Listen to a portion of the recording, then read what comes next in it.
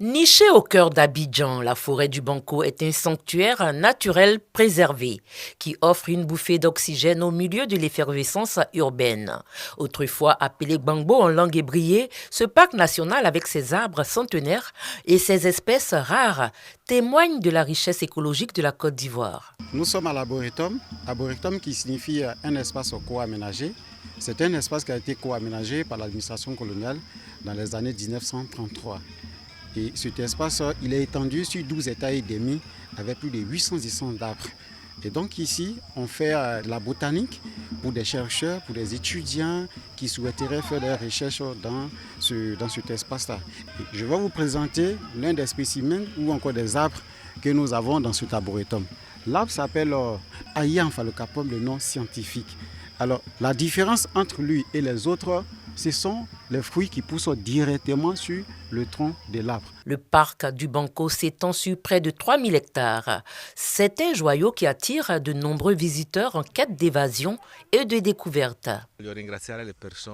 C'est spécial d'être ici à visiter ce parc parce que c'est une bonne idée pour laisser une part de l'historique, de la richesse de la Côte d'Ivoire pour le futur. C'est une ressource naturelle, donc je viens très souvent les week-ends. Il y a de l'oxygène, il y a de l'air pur et tout ça.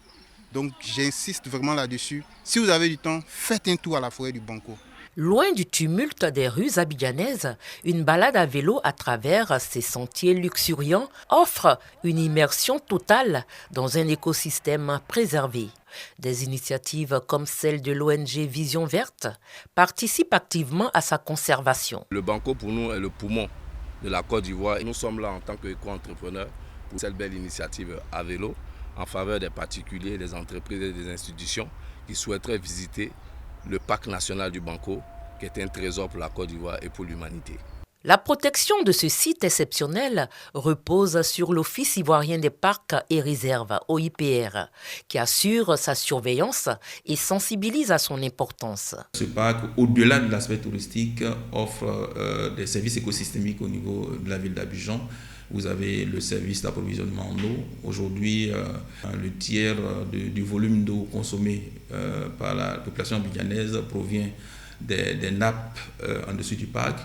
C'est en cela que vous avez des forages qui sont autour du parc et qui permettent aujourd'hui d'assurer cet approvisionnement. La forêt du Banco est un patrimoine naturel d'exception. Entre richesse écologique et attrait touristique, elle symbolise l'importance de préserver nos écosystèmes.